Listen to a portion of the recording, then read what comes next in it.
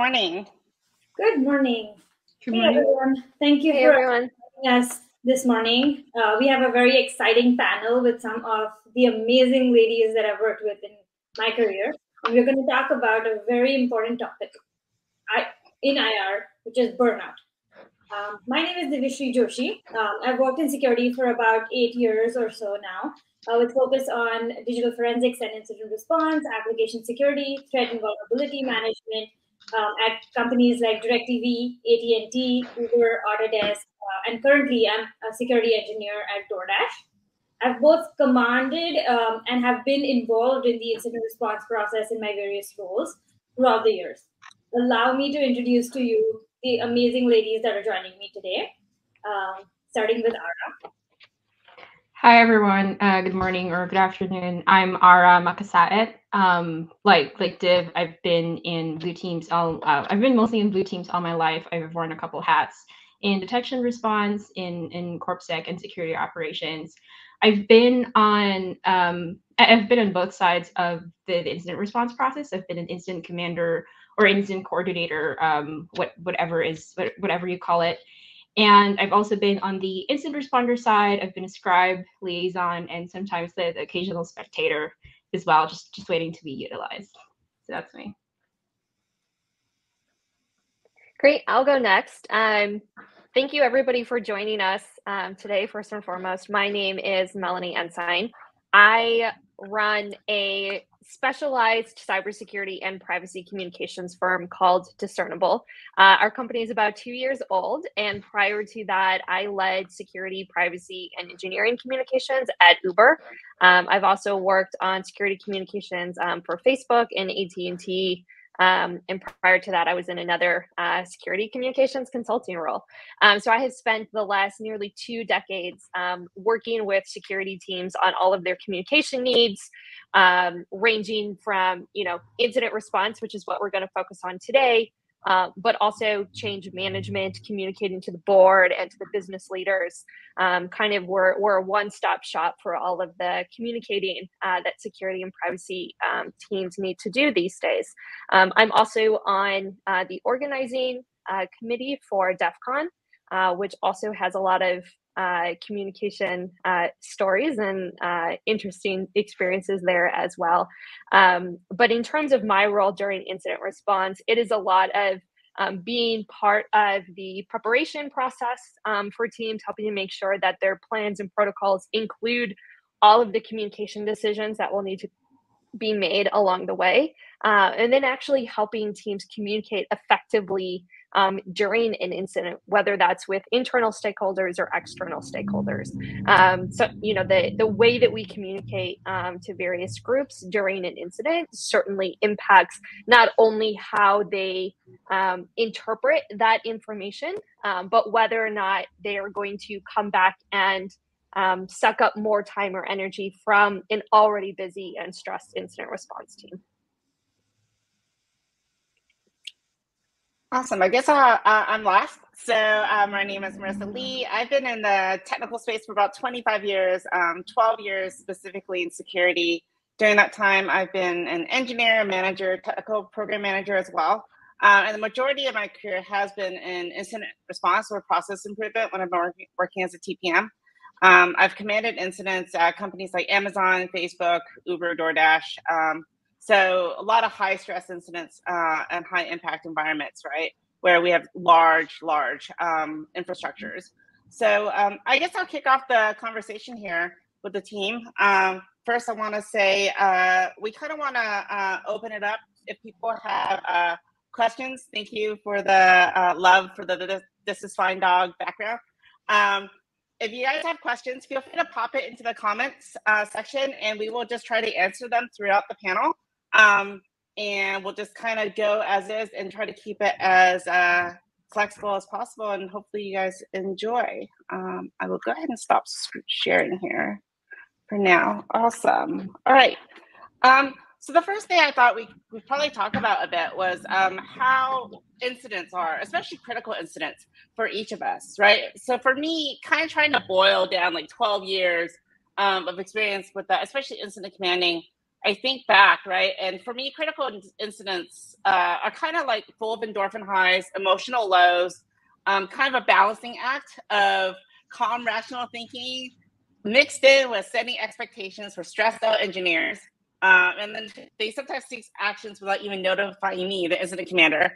And then add to all of that, leadership sometimes that likes to step in and micromanage you throughout the incident, right? So that's what like sticks out to me.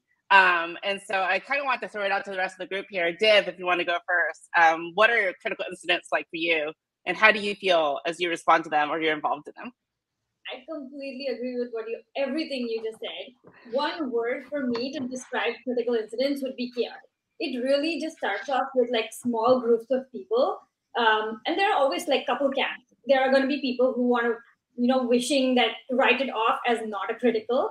Then there are going to be people who are hoping they just get back to their normal day job and commit code and not have to worry about this incident. And then there are people who actually are taking it seriously and want to follow the process and see it through, whether it escalates or de-escalates, and just go through the IR process as they know it. More often than not, like the incidents involve a lot of panic and a lot of stakeholders, like you said, dictating what's happening, forgetting how what the roles they are assigned and their AIs. And everyone just kind of throwing themselves into the mix. And there are just those few seasoned incident commanders who are like seriously taking notes, keeping everyone on track, maintaining the checklists, and basically just keeping everything meticulous. But those are very few and far between. But that's been my experience.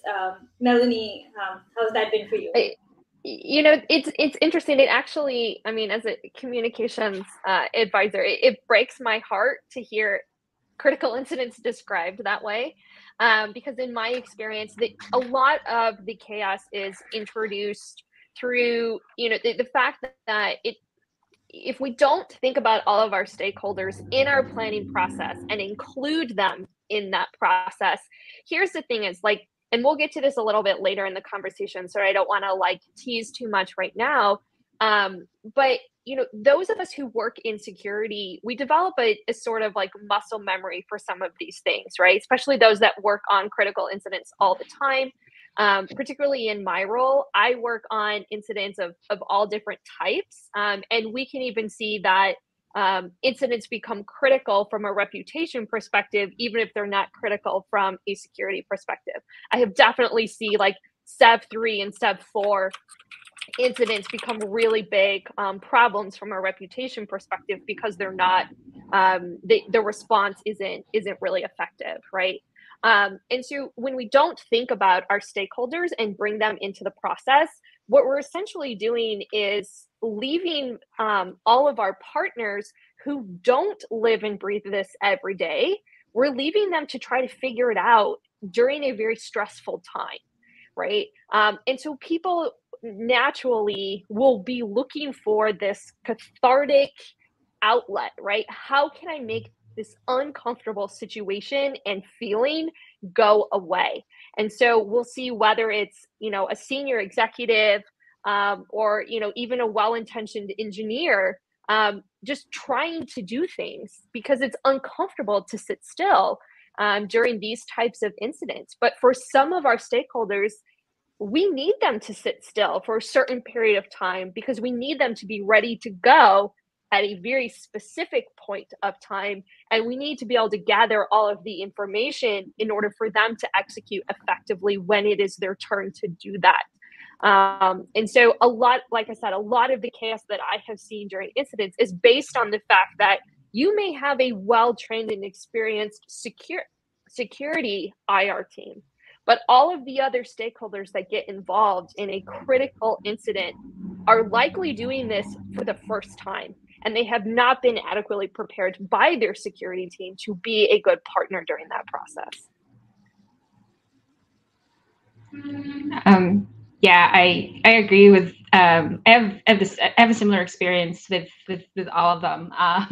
It's critical incidents usually have plenty of critical moving pieces, and you're working against time.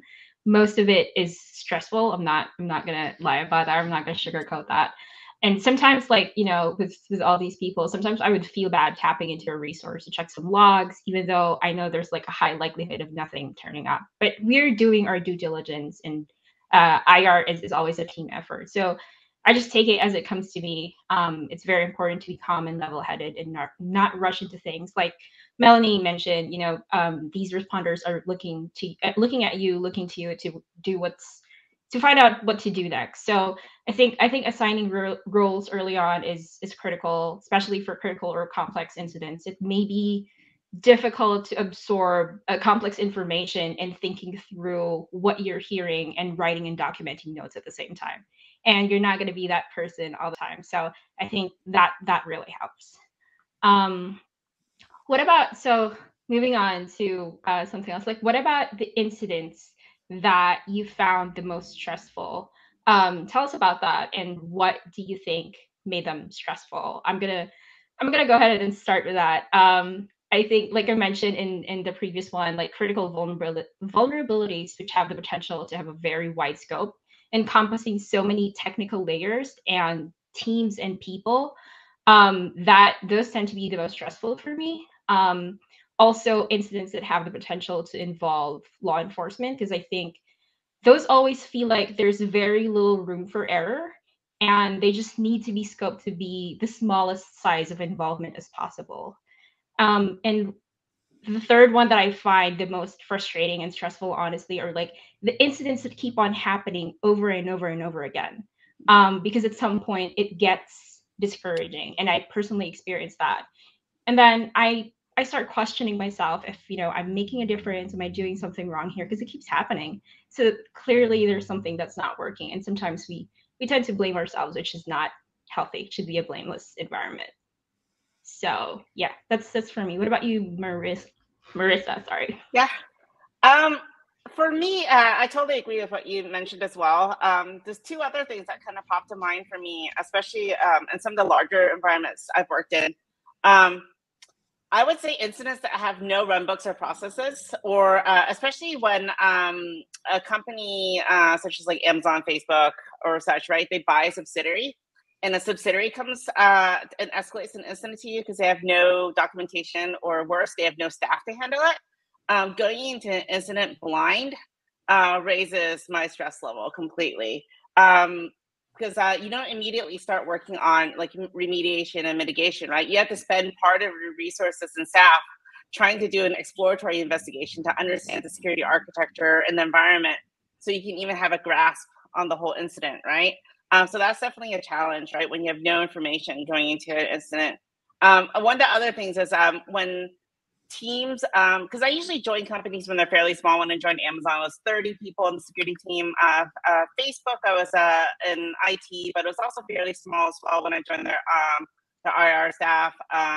Uber was a fairly small team when I joined, right? So when you have a multi-day security incident and you're not staffed up to handle it, that's also very stressful. And that's not just the IR staff, it's also engineering staff, right? Because sometimes teams run very lean, right? You know, where there's like two people who know how the infrastructure is set up, and two people really that actually know what to do or have permissions to actually go fix something, right? I've actually had incidents where both those people were on vacation, you know, not the same place, but right, you know, they just happen to take the vacation the same week, and then we're scrambling around trying to find somebody with enough legacy knowledge. I think we ended up finding a VP or something, right, that had permissions to the tool to go fix it, right? So that kind of stuff adds to your stress, right? And I think that's what we're talking about, you know, where we're not prepared, right? So I think incident teams need to go in and prepare with other teams as well, something that Melanie mentioned earlier, right? Engineering teams, right? You know, so as we practice throughout the year, right, you know, we also pull in some of these other teams to ensure that they're also prepared, and they also plan for these things so that their people aren't all taking PTO at the same time, or if people leave the company, there's knowledge sharing, right? And that way, this kind of data is shared, so that way you don't get a breach or something because some legacy system got attacked that nobody now knows how to remediate. Those things are definitely top of mind for me when it comes to stress. Div, thoughts? I completely agree. I think more than the severity of the incident that is being handled, it's often more stressful when command is lacking. And that usually happens when we're not prepared enough. when teams haven't actually gone through their preparedness drills multiple times, when the commanders, like you said, don't know who to go to, or like you said, the two key people who have the most amount of knowledge being out in the same week, and us not having a disaster recovery plan or a backup plan for when these things happen. Going back to documentation, preparedness drills, making sure that every stakeholder knows that their role is crucial and they have a role to play. And too many cooks in the kitchen is never a good idea. So just making sure that that doesn't happen, because I feel like that directly contributes to burnout. When there are too many chaotic people trying to do everything at one time rather than just focus on their crucial role. So I think just building that trust that you have a great set of people working on the incident, including your stakeholders, and they know what to do, and they are the SMEs in whatever their role is, and trusting them to make those decisions is absolute key. I'm sure Melanie has a lot of thoughts. She's one of my stakeholders in previous incidents. So the two things that come to mind for me, in addition to all of the really great insights that you all have shared, which I also agree with, I feel there's just so many things that can make this stressful, right? But the two things that come to mind for me, particularly in my role with communications, which ultimately, I'm going to be honest, sometimes it ends up being like the mental health coach for the team. Because you kind of become that one person that understands human interaction. And so, how can we make this more effective? But the two things that come to mind for my role is, one, when I'm working with an organization that is uncomfortable talking about security in general. And so they adopt a kind of like stick your head in the sand kind of approach when it comes to communications, not even just externally, which is obviously a problem, but even internally, right? In terms of like, can we talk to our employees about what's happening? This is an incredibly important learning opportunity for a lot of folks. And this is why we need to do things in a certain way. Or this is something that really needs to be fixed so that we don't have, as Ara mentioned, these repeat incidents, right, that we see over and over again. And so companies that are just uncomfortable talking about security make every incident very, very stressful, because even though incidents are common, right, varying degrees of severity, incidents happen all the time, right, small ones, big ones, but particularly for critical incidents, when you have a culture and an expectation as an organization that you just don't talk about these things, I mean, we have never seen a good outcome come from people sticking their head in the sand and pretending like it's not happening, right? And not being willing to talk to the people that are either impacted by the incident or could actually help you prevent or mitigate the risk, right? So that's the first thing that for me causes a lot of stress, because I know that I'm going to be swimming upstream trying to convince somebody senior in the company that telling me the truth is the right thing to do, right? If that's not already established within the organization, it's going to make my job harder. The second piece is or the second thing that often causes a lot of stress is when whoever the senior most security person is in the organization, whether your company has a CISO, a CSO, or if you're at a smaller company, it may just be a director of security, whoever that person is, if they are not trusted and respected by the business, they're not going to be the ones calling the shots during an incident.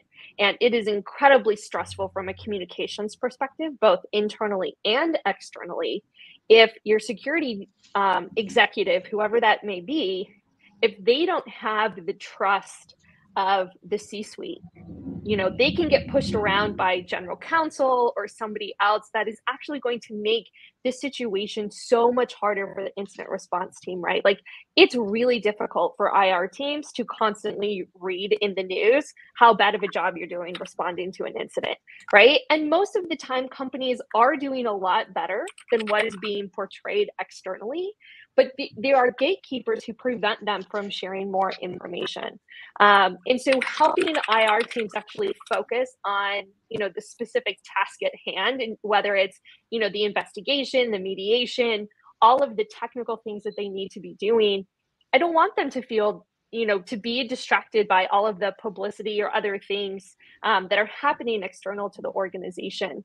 But that's very common in situations where the security person, the security executive can't walk into that room of stakeholders, command the room, and drive the decision-making process to make sure that first and foremost, we're focused on the best security outcomes for our stakeholders, right? Whether that be customers or employees or whoever else is impacted. But also, you know, helping to elevate the security organization in terms of letting them talk about what's happening. You know, one of the things that I often hear a lot with legal teams is, you know, we can't say these things or we might get sued.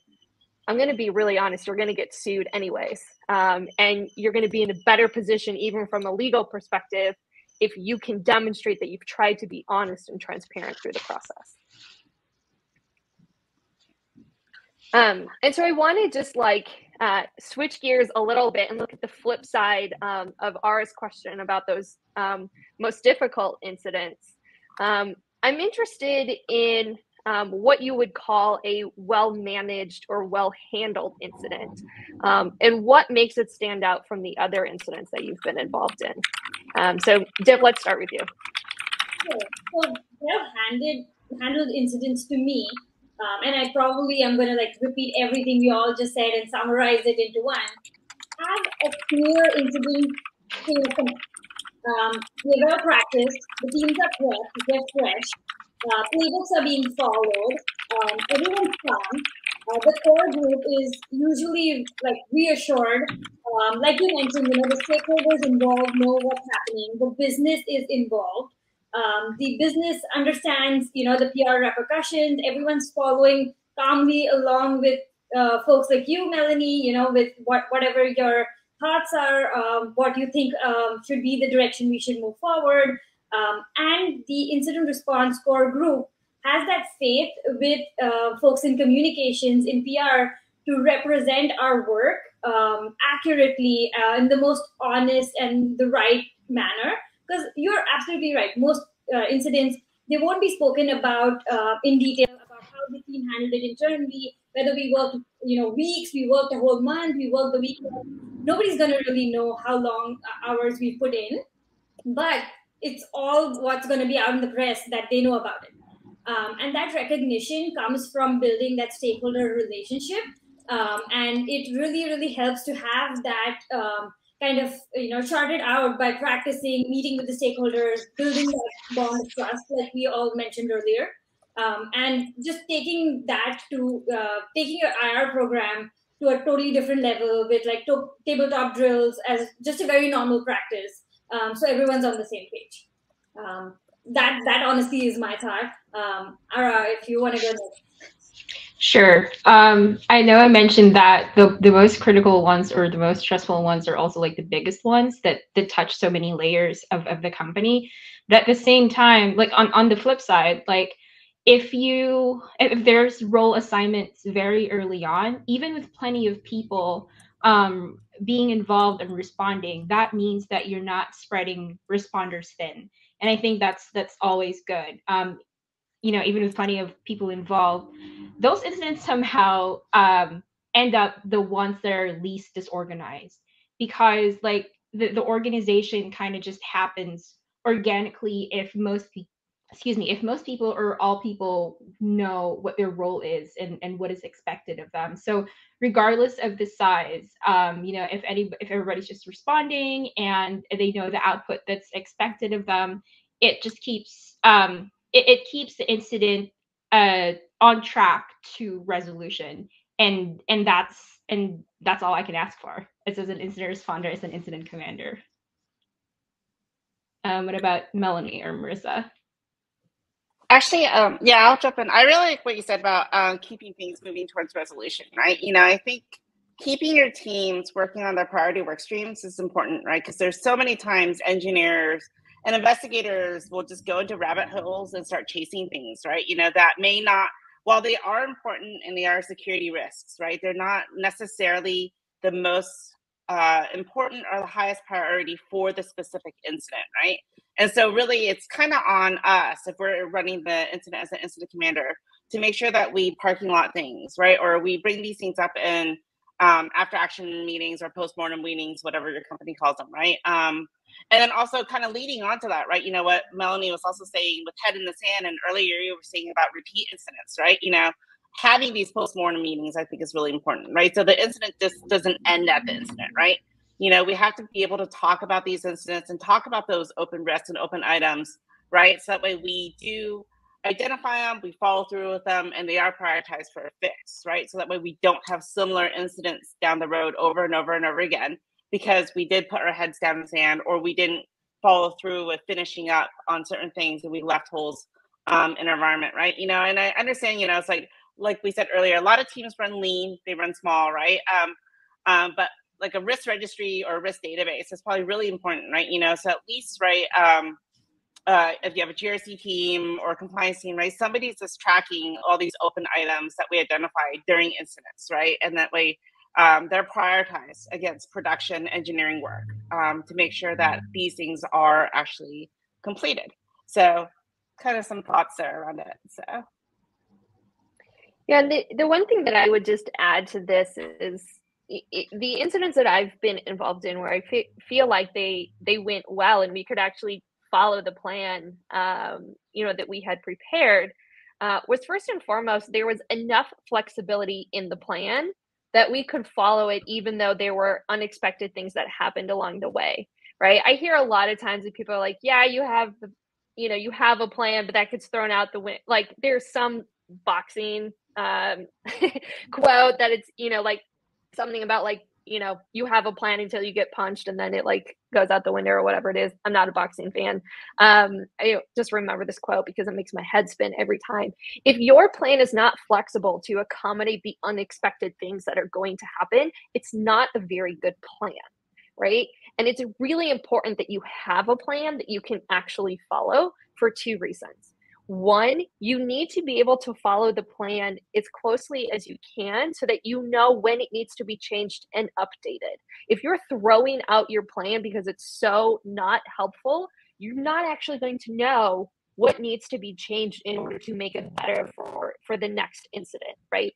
The second thing is that if you have a critical incident, particularly if you work at a company with a notable name that regulators are looking at, when regulators come in to audit you after an investigation, which they will do, they're looking to see if you followed your own plan. Regulators hate deviations from documented procedure. So documented procedure that gives you enough flexibility to, you know, absorb and pivot when unexpected things happen, because you need to be able to show regulators that you had a worthwhile plan and that you followed it, right? Deviations from a plan are red flags for regulators because they're like, why did you do something different? This seems really anomalous, right?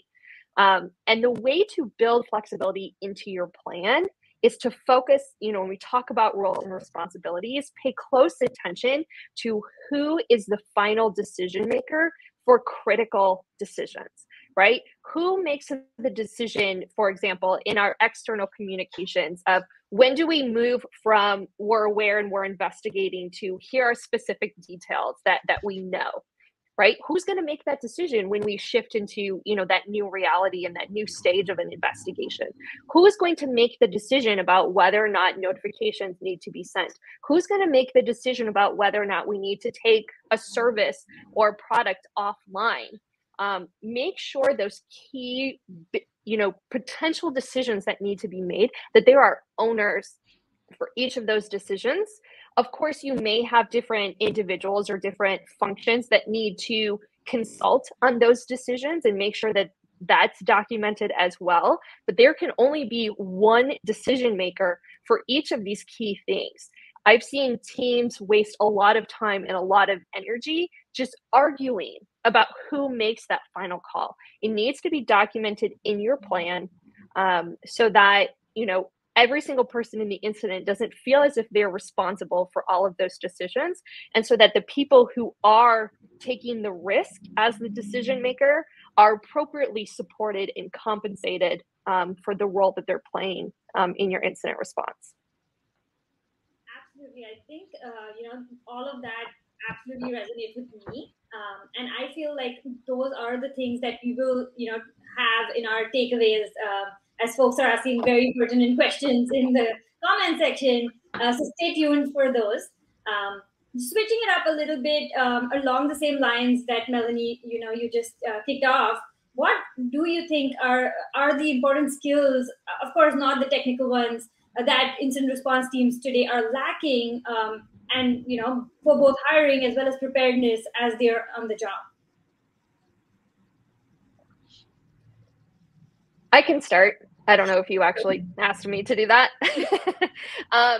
But one of the things that I see lacking the most is we don't think about, particularly when it comes to burnout, we don't often think about how our brains respond to these stressful situations, and how are we going to, how should that impact our response plans and the way that we staff incidents, and the different roles and responsibilities that we assign to people. So one of the things that's really important to me in my life is scuba diving. I'm a certified rescue scuba diver. And so I think a lot about, how people respond during, emergencies underwater. I think a lot about how can we prevent panic, right? Panic makes everything worse underwater. It makes everything worse during a security incident, right? So I spend a lot of time thinking about and designing programs to help prevent panic within security teams, as well as, our business stakeholders. And so the reason this is important is because your brain responds differently when you're panicked or stressed than when you are in, a comfortable, more familiar, less stressful situation, right?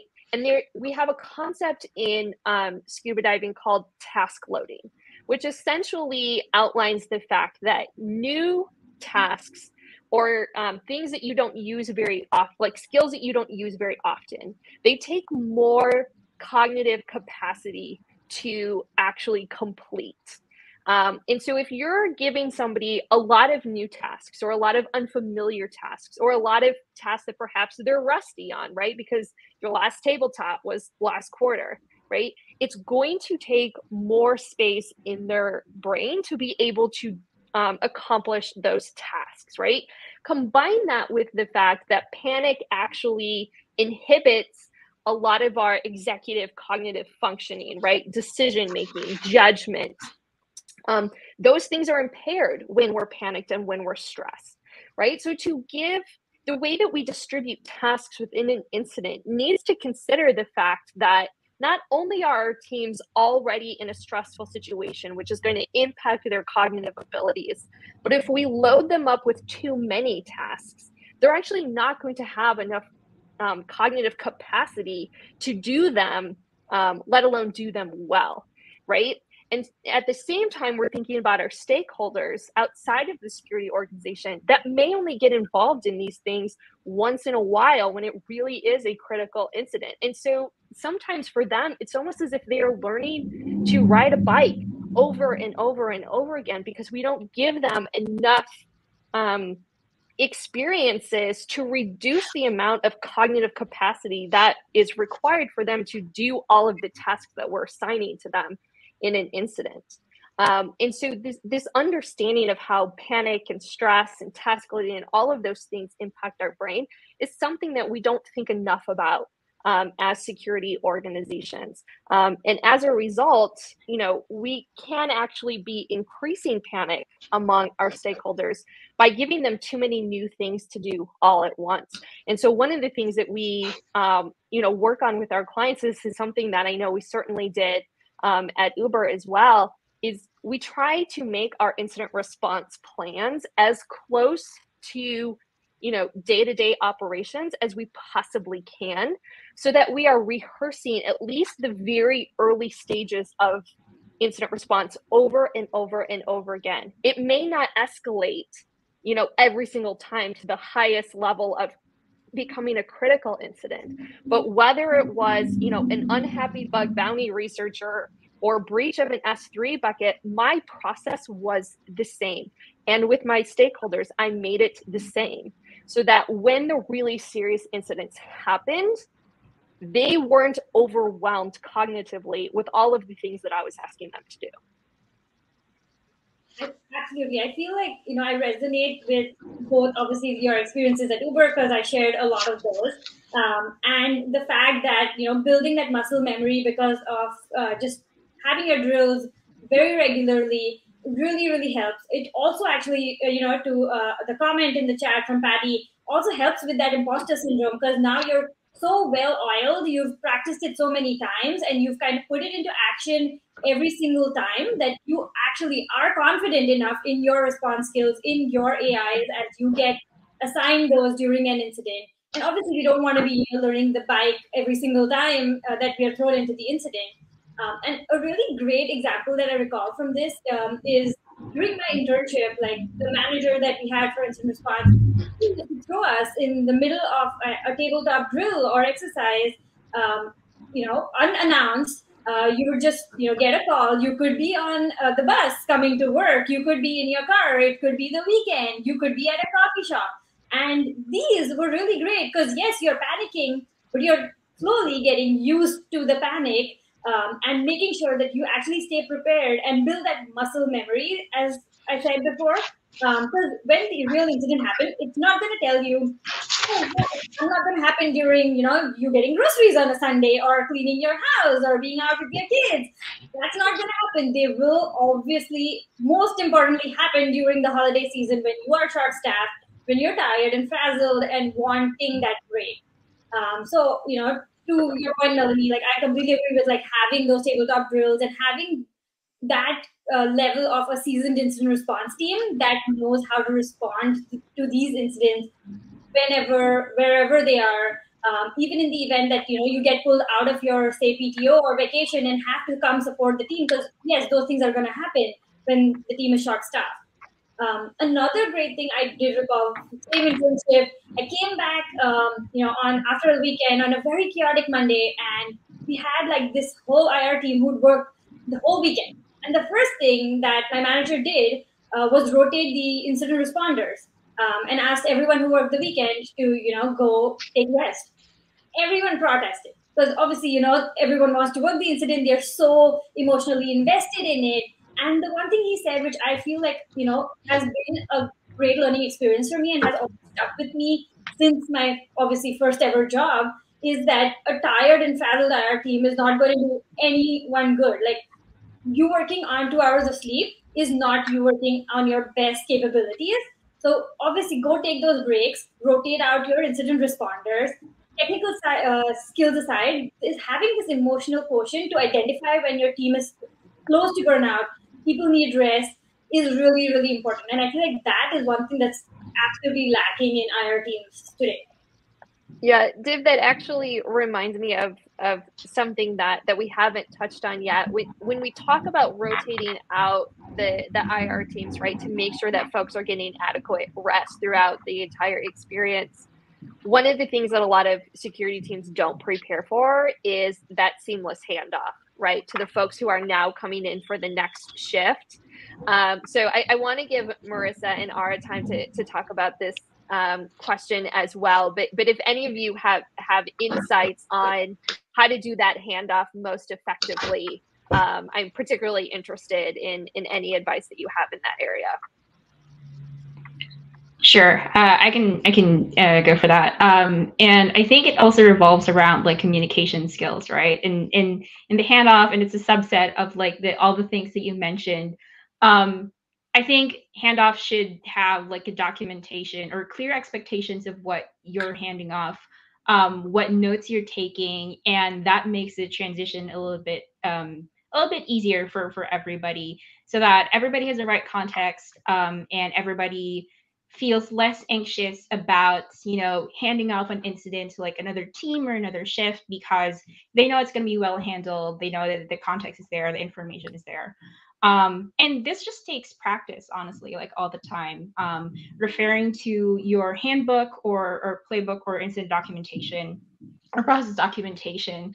Yeah, I'm personally guilty of that, and it takes practice every day.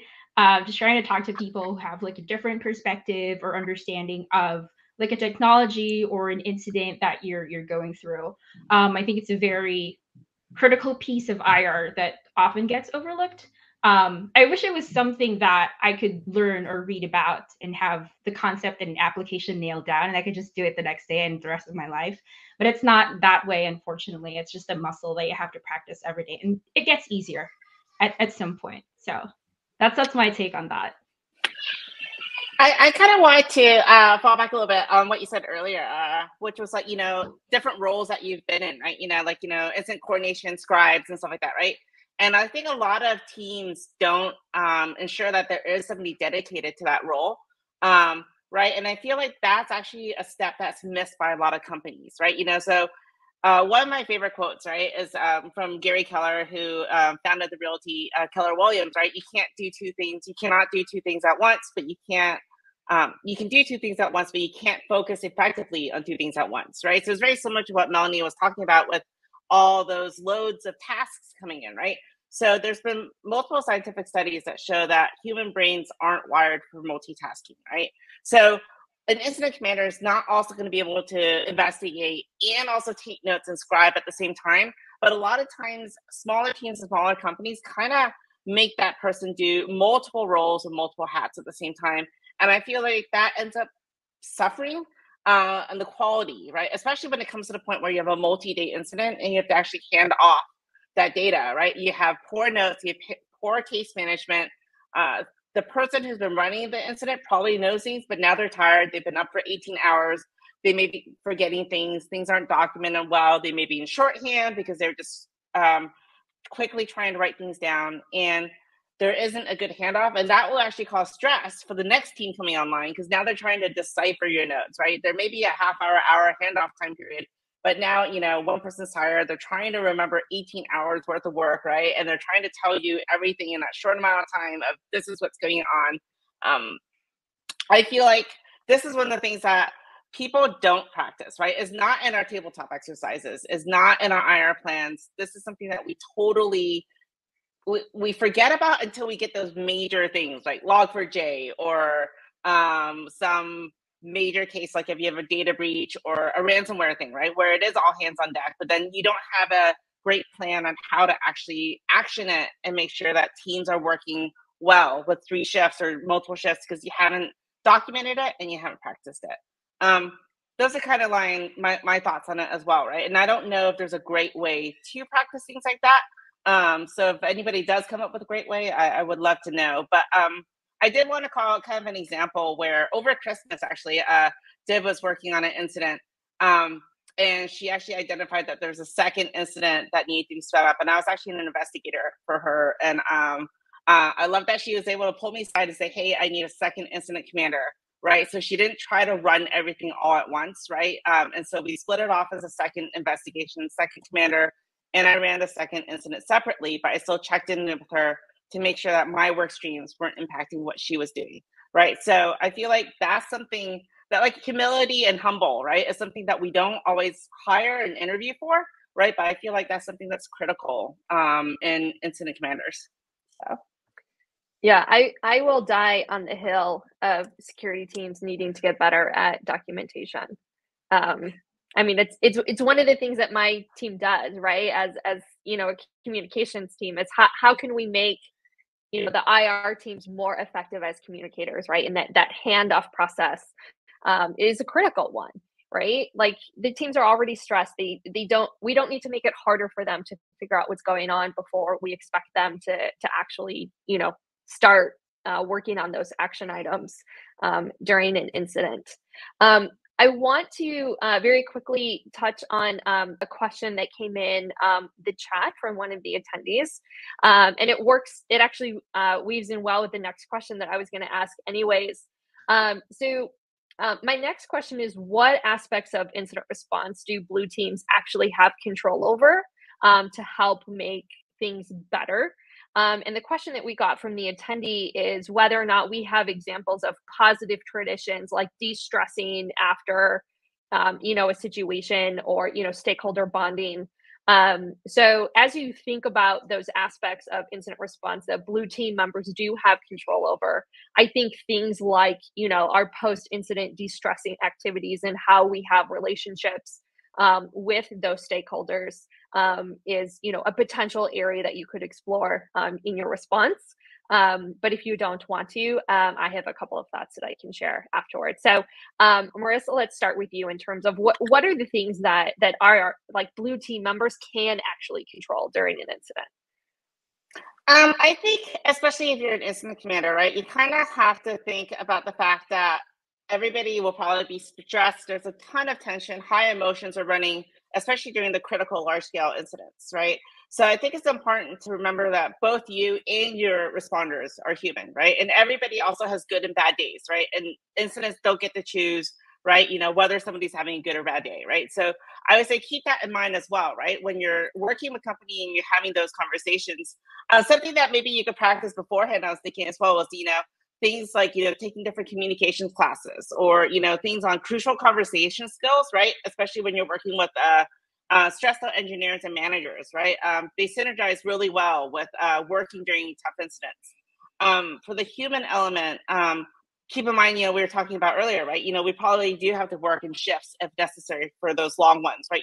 People need to eat, they need to sleep. Make sure people have a solution to these multi-days incidents. And, not everybody's going to think about that. So I think it's also on the incident commander to ensure that we are thinking about that and we have some sort of plan around it. Even if there is no written plan, there's some sort of plan as part of your planning during your incident. And I think it's also important for the commander themselves to have some sort of de-stressing way of handling things, right? Melanie probably goes and scuba dives, right? For me, it's like I practice meditation, mental health exercises, right? Other people might do therapy, yoga, whatever works, right? But I think even being able to step back for a few minutes, right? Because every incident usually has a few quiet moments, and I think taking a little bit of time for yourself as well, and just even if it's just taking that breath in, right? That big breath. And then releasing it, right? That will also help reset sometimes, right? And help you clear your mind, think through things, and maybe take a different approach and path. Ara, do you have any thoughts on what you kind of do? Yes. I suffer from anxiety, and I think that what's really helped me is preparation, having documentation, having a run book, and being flexible about it, expecting that everything's not going to go your way or the run book's way. That's key. I think it's one of the very few things that blue team members have control over, and it's very easy to iterate on, like documentation, run books, and all that. Like I mentioned, it helps with my anxiety when I'm well prepared, because I'm not constantly thinking, what could I be forgetting or missing, or what's something that I haven't touched yet, I haven't reached out to yet. Due diligence checklists help, where we're all doing our due diligence. And like Merisa, like you mentioned, I know it can be difficult to like just step back at the end of the day at 5, maybe if an incident is stable. That's going to be difficult for some of us or most of us. Stepping away from that, going home, stepping away from your computer, not thinking about an ongoing incident, that's difficult because you're going to be constantly thinking about what's going to happen next. And I think it's important that you have something that would help you do that for yourself, and something that you could also set up for responders. For me, having that checklist or having robust run books or documentation really helps me with that, because I'm not, keeping myself up at night and thinking about, oh, what logs can I be looking at, or what am I missing here? So yeah, that really helps, and it lets me know that yes, I'm doing my due diligence here. I can sleep tonight and wake up tomorrow and continue the work that I've done the day before. And yeah, life moves on that way.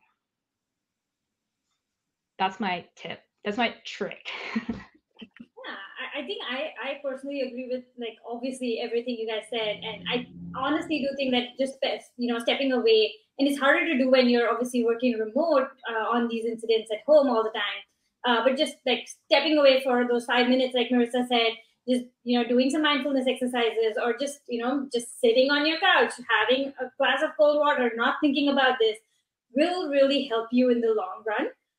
And blue teams just need to build that trust, because we have to remember, yes, to be brutally honest, at the end of the day, this will play in your perf and your promo and everything that has to do with your career. But we're a team, and we're here to be an incident response team. It's not an individual contributor job to handle an incident solely. So just to remember that and actually function like one, to Merisa's point, like the December incident where I pulled her in, this honestly just shows the trust we have between each other, where I can just hand this off to her and not have to think about it and trust her fully. And this is the kind of trust that blue teams really need to build. But having said that, I know we're very pressed on time and we all love to talk. So for our audience today, what are some tips and tricks that you guys can share to help them grow and cope in these stressful situations? I can go first, I guess. So I've said it again, I'll say it again. Run regular tabletop exercises. Those are important. I cannot emphasize, the difference it makes when technical tabletops are decoupled from executive tabletops. I know Melanie touched upon this, earlier, but the technical tabletops are for your incident response teams, your engineers, the rest of your security teams. The executive tabletops are for that VP level, for maybe even your CEO, CISO level, for those really crucial, critical incidents that will go to press, that will affect earnings, that will affect, all of your reputation. So obviously, make sure you run those and run those separately. It's not enough to just have one of those, because both of those are really, really required. And like Ara said it, I think a million times already, those checklists matter. I always follow the checklist, and I have really no shame in saying that, I need it right up, because we are bound to forget. The more we practice it, the more the muscle memory will build. But having that up there just kind of gives you the comfort of making sure that you can handle that incident calmly, and you're not having that imposter syndrome on what is happening, am I doing this right, etc. But Merisa, what are your thoughts, I guess? I definitely kind of think the same way you guys do, right? I just have one more kind of thing to put onto that, right? With runbooks and processes and stuff, right? Which is plan for the worst case scenario, right? I mean, I think that's kind of our jobs as well. All the runbooks and processes are great until you shut off your corporate network and you lose access to everything because you got an intruder on your network or ransomware going on or something like that, right? Where it's safer to shut off your corporate network to contain the threat than to risk your production network, right? I would say make sure you have like hard copy IR plan printed out, potentially hard copy phone numbers for key resources that will be attending your incident, right? Your comms, your legal, your engineering leaders, stuff like that, right? And then also one of the other thoughts is with the pandemic, right? And everybody working remotely, how will people get laptops if we're not sure that our laptops are clean and they haven't been compromised, right? Will people be running to Apple stores and expensing their laptops to get online to be first responders, right? So those kind of DR, BCP kind of plans as well also tie in. And I don't think a lot of companies run tabletop exercises around those. So that's something I would say is definitely a key takeaway kind of to think about as well.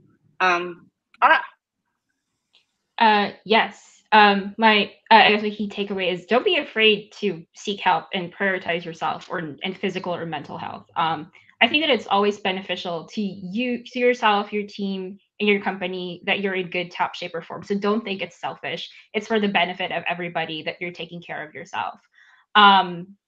Yeah, and with a caveat that coping and recovery strategies don't get you from point A to point B, and suddenly you know how to cope and you're recovered. So that's one of the things that I struggled with while I was dealing with burnout, and I'm still struggling with every day. I kind of expected that if I took a vacation, the burnout would go away, or if I drank vitamins, if I'm working out, eating well, reading self-help psychology books, it would just magically solve all my problems, and suddenly I would not feel burned out anymore. That's not the case. Burnout takes time to build up and develop, and therefore, it also takes time to heal from. So a 2-week vacation is not going to magically fix it. It would help. It could help, but it's a band-aid solution. And dealing with stress and burnout is not like a one-time thing. It's constant work. And if you get tired of doing that constant work and self-development, go ahead and take a break from it as well. Listen to what your body is telling you. But I also do realize that this point of view is coming from a privileged standpoint, because I would usually just be able to take a day off for myself to take or do a breather. And that's not easy to do for a lot of people. So just being conscious about that as well. And just don't be afraid to speak up about your experiences and seek help. One of the things that really encouraged me to acknowledge what was happening to me was hearing another person speaking out about their experiences. And that made me realize that I was not alone and there's help out there. That I was not going through something terminal that I just have to deal with and feel miserable through the rest of my life. So there's help out there, and that's why we're talking here today. Awesome. Well, I think that is our time for today. So I just want to thank everybody for joining our session. Please feel free to reach out to any of us if you have questions or just want to, talk about this in the future. I know we have all been through so many incidents. We want to help the community, control what we can and find better coping mechanisms for the things that we can't control. So I hope everybody enjoys the rest of their conference today. And thank you so much for everybody who's been involved in putting the conference together.